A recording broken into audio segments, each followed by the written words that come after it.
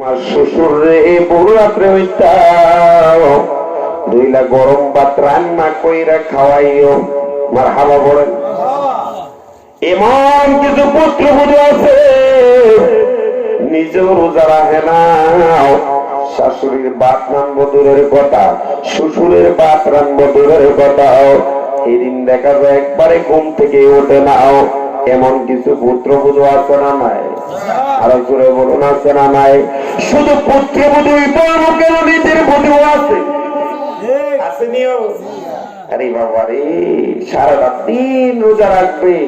আপনারা বলুন তো, ওই রাত্রে ভোর রাত্রে 4টা গরম ভাত যদি আপনার মরিচ বাড়া দাও খায়, ভর্তা দিয়েও খায়, তো স্বাদ লাগে। কথা কর না? হাঞ্জা রাত্রের ভাতটা যদি ভোর রাত্রে খায়, এটা কি গুস্ত দিয়ে খাইলে মজা না। কথা কর না? আবার কই বলে হাজারের জন্য দেখি আবার শিয়ে দিয়ে গেছে, আমার বেজাল বানাই গ্যাসটাই না নাম নেমিয়া। কথা কর না কেন? গ্যাস না দিয়ে আবার বইয়েন না, গ্যাসটা না মারহাবা পড়েন। ভোর রাত্রে 4টা ভাত, 4টা গুছি দিকে চায় চাইলে দিয়েন না। ভোর বাংলার মানুষের উল্টা পাল্টা দৌড়তে বললে বয়ে দেয়। কথা কয় না কেন? ওদের 4টা ভাত যদি খায় ভোরবেলা গরম ভাত, একটা শান্তি থাকবো। কথা কর না কেন? আর পচা ভাত যদি একদিনের বা তার একদিন খায়, এমনি সারাদিন রোজা রাখবে না, ফেরে দিতে বড় বড় বড় বড় বড় করবো। কথা কয় না কেন?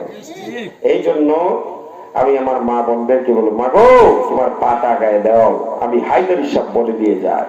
আপাতত শ্বশুর শাশুড়ি যারা আছে তাদেরকে ভোর রাত্রে 4টা ভাত রান্না করি, সুন্দর ভাবে তাদেরকে খাওয়ায়ও আমি কয়া দিয়া যাই।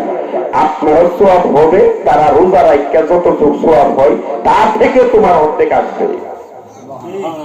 সুবহানাল্লাহ জোরে পড়েন না কেন? দরকার আছে নিও আপনাদের এলাকায়। আবার যদি পরিবারে কেউ রোজা না রাখেন, তো কে রোজার দরকার নেই। কথা বল না কেন? তোমারও সালাম আলী নাই, আমারও কি আসেনিও? এলাকায় এমন কিছু আছে, আসা যাওয়া কি যন্ত্রণা,